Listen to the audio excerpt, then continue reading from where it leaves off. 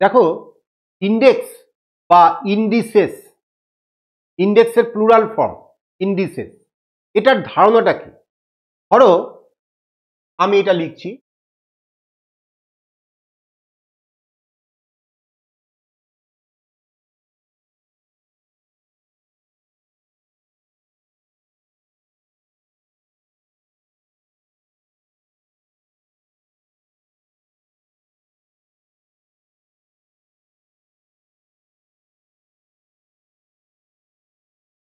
তোমরা কি দেখছো? আরে বোরিং, তাই না? কি একই দুই বারবার বারবার করে লিখছি। তাহলে এই যে ম্যাথমেটিক্সে এই যে এক্সপ্রেশনটা, অর্থাৎ আমরা এখানে 1 2 3 4 5 6 7 8 9 10 11 12 13 14 15 16, 16টা দুই আমরা এখানে গুণ করে করে লিখেছি, 16টা দুই গুণ করেছি। তা এই যে এটা পাতা নষ্ট এবং সময় নষ্ট, তখন ম্যাথমেটিশিয়ানরা বললেন যে এটাকে একটা ভাবে প্রকাশ করা যাক। তাই এইটা এইভাবে প্রকাশ করা শুরু হয়ে গেল, 2 মাথায় লেখা হলো 16। এটা মানে হচ্ছে যে 16টা 2 গুণ করা হলো, এবং এটাই হচ্ছে সূচকের বেসিক কনসেপ্ট। তাহলে সূচক অনেক সময় পাওয়ার বলা হয়, অনেক সময় বাংলায় ঘাত বলা হয়। তাহলে সূচকের দুটো অংশ, সূচকের যে প্রকাশ ভঙ্গিটা, এই যে আমরা লিখেছি 2 আর তার মাথায় 16, এটার তাহলে দুটো অংশ, একটা নিচে আছে আর একটা উপরে আছে। তা যেটা নিচে আছে সেটাকে বলা হয় বেস,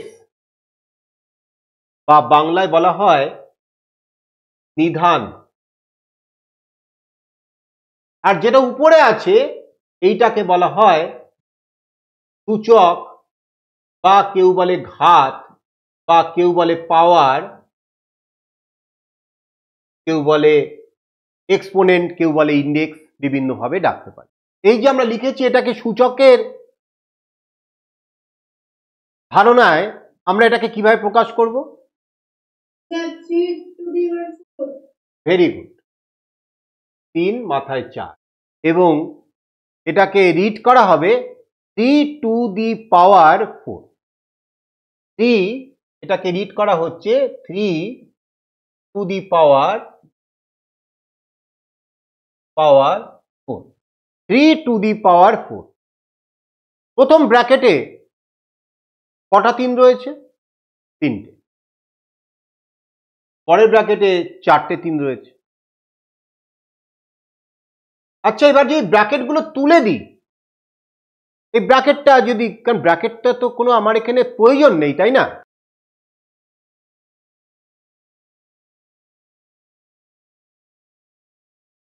এই দাঁড়াচ্ছে ব্যাপারটা। তাহলে এইটাকে আমরা লিখতে পারি 3 টু দি পাওয়ার 3 ইন্টু, এটাকে আমরা লিখবো 3 টু দি পাওয়ার 4, আর এইটাকে আমরা লিখছি 3 টু দি পাওয়ার 7। তাহলে এইবার দেখো ব্যাপারটা কি দাঁড়ালো, যে মাল্টিপ্লাই করার সময় পাওয়ারটা যোগ হয়ে যাচ্ছে। 3 cube into 3 to the power 4 equal to 3 to the power 7। তার মানে ব্যাপারটা কি দাঁড়াচ্ছে, 3 to the power 3 into 3 to the power 4 equal to 3 to the power 3 plus 4 equal to 3 to the power 7। এখান থেকে একটা জেনারেল রুল আমরা তৈরি করলাম, এটা হচ্ছে a to the power m into a to the power n equal two power m plus n। অর্থাৎ চটপট বলা যায় যে গুণের সময় পাওয়ারটা যোগ হয়ে যায়। আচ্ছা, এটা মনে রেখে একটা স্টুডেন্ট এরকম কাজ করছে, 3 square into 5 cube equal to, এবার এই করে দিল 15 টু দি পাওয়ার 5। এটা কি ঠিক করলো? কেন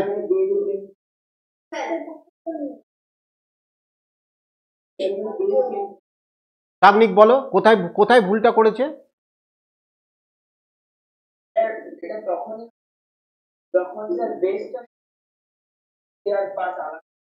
ভেরি গুড। যখন বেসটা সমান হবে তখনই এই কাজটা করা যাবে। এইবার এই যে রুলটা, এইটা হচ্ছে ফান্ডামেন্টাল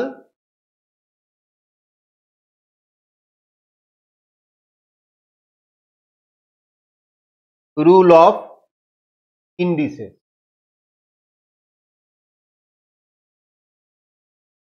একটা কম্পিটিটিভ এক্সামে ইন্টারভিউতে এই প্রশ্নটা করা হয়েছিল, state the fundamental law of indices.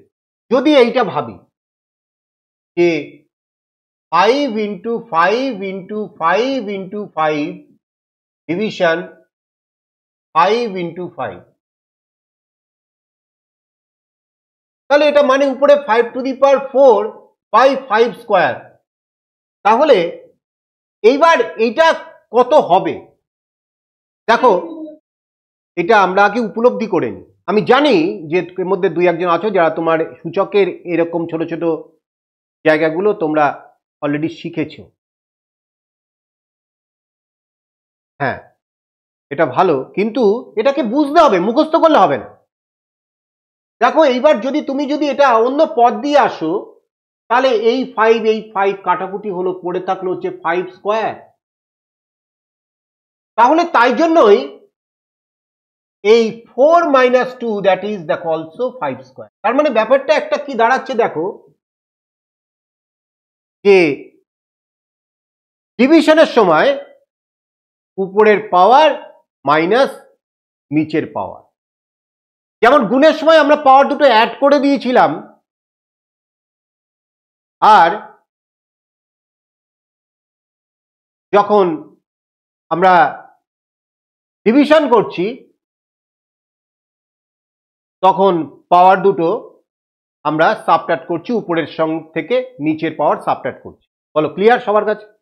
তাহলে আমরা এখান থেকে একটা রুল তৈরি করে নিচ্ছি যে a to the power m division a to the power n equal to a to the power m minus n। এই একটা রুল, এই রুলটা আমরা তৈরি করে নিলাম। আচ্ছা, ধরো এইভাবে কেউ লিখছে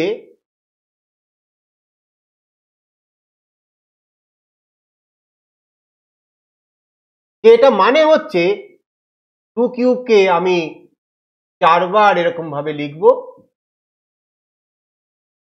পাওয়ার মানেই তো তাই।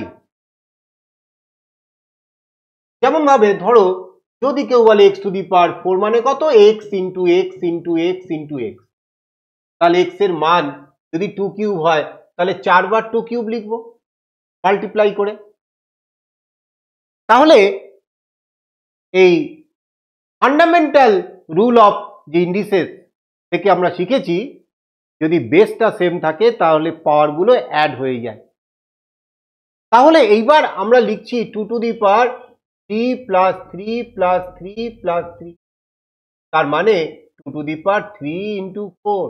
তাহলে এত কাণ্ড না করে আমি তো এখান থেকেই আমি এটা লিখতে পারি যে 2 টু দি পাওয়ার 3 তার হোল টু দি পাওয়ার 4 মানে 2 to the power 3 into 4 that is 2 to the power 12। কিন্তু ভিতরের স্টোরিটা আমরা বুঝে নিলাম। তাহলে একটা জেনারেল রুল তৈরি করে নিলাম, a to the power m whole to the power n equal to a to the power m into n।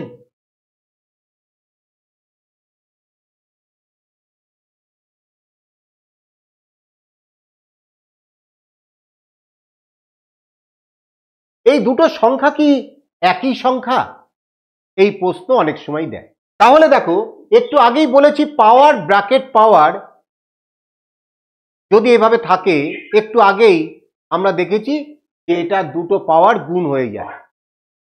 a to the power m whole to the power n আমরা একটু আগে দেখেছি a to the power m into n। তাহলে 3 cube whole cube that is 3 to the power 3 into 3 that is 3 to the power 9।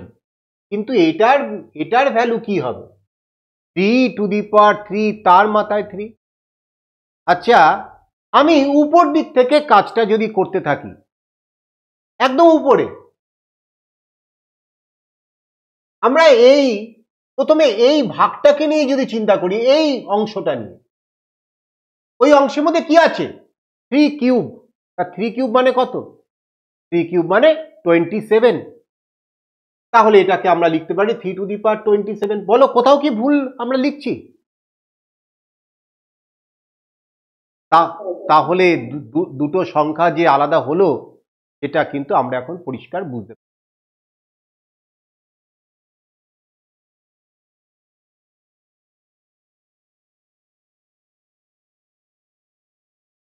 এইবার আরেকটা ল,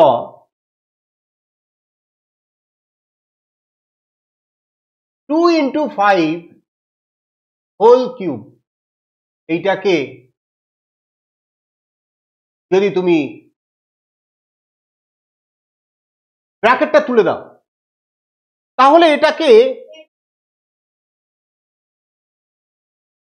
হ্যাঁ very good, নিশ্চয়ই সকলে বুঝতে পারছো এটা। এইবার এইটা দেখে একজন ছাত্র করেছিল,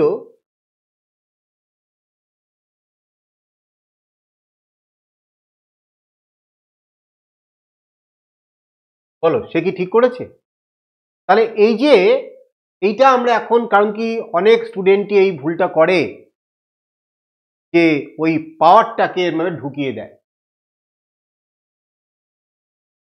সেই জায়গাটায় সাবধানে থেকো। তাহলে একমাত্র এই মাল্টিপ্লিকেশন আর হচ্ছে ডিভিশন,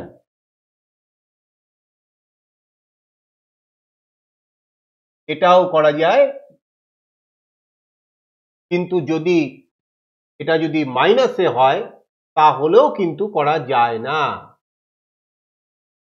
এগুলো আমি নট ইকুয়াল টু দিয়ে দিই, তোমরা এইভাবে নোটটা করে রাখবে। তাহলে জেনারেল রুলটা দাঁড়াচ্ছে হচ্ছে a into b whole to the power m equal to a to the power m into b to the power m। বা আরেকটা রুল এই যে এইটা থেকে যেটা আসছে, a by b whole to the power m equal to a to the power m by b to the power m। আমরা fundamental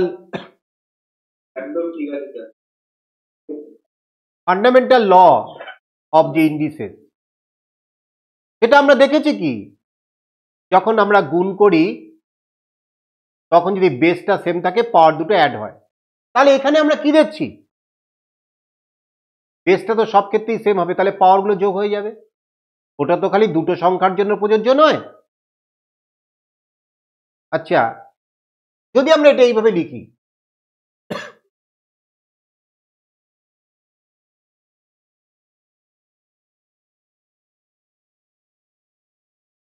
তাহলে কি ঠিক লিখছি?